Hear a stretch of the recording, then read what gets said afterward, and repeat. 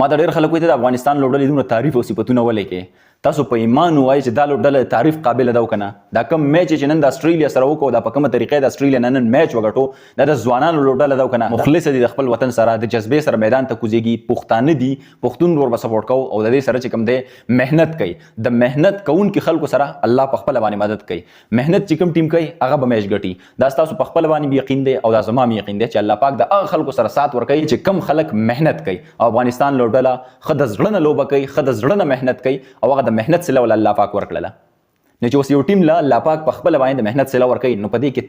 څه کار لري او په دې کې بل یو ټیم څه کار لري بس تا خپل مرزي ده چې تاسو اختلافات دی د افغانستان سره ناپوهه خلک دي او زموږ پاکستان ناپوهه خلک دي چې د افغانستان په هار باندې زموږ ناپوهه خلک خوشاليږي او څه د افغانستان ناپوهه خلک دي چې زموږ د پاکستان په هار باندې خوشاليږي هغه ځان له خبر ده هغه ځان له کیس دی خو دلته کې نن ته ماته په ایمانن خبره وکړه چې دا د ځوانانو لوبډله ده کنه دا ځوانان گیم داسې نه کوي لکه دیو چې څنګه وکړو زه په خپل زه هیڅ سم نه وایم زه افغانستان د لوبډلې تعریف نه کوم خو ته په خپل وایي افغانستان ټیم استرالیا ته شکست ورکول په تاریخ کې په پیل ازل په دومره غټ ایونت کې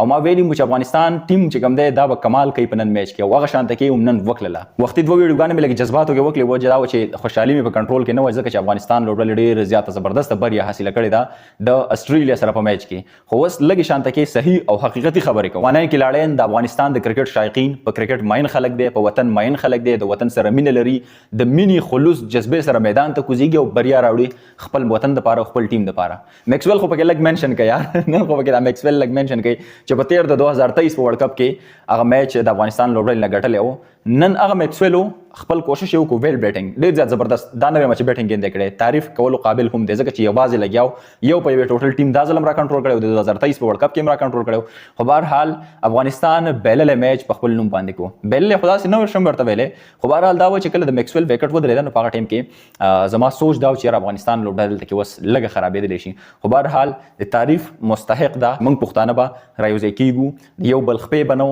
د یو بل سره به مینه کو د یو بل سره به ورورولي کو او د یو بل په ګټه به خوشحاليږو د یو بل په تاوان به خپه کیږو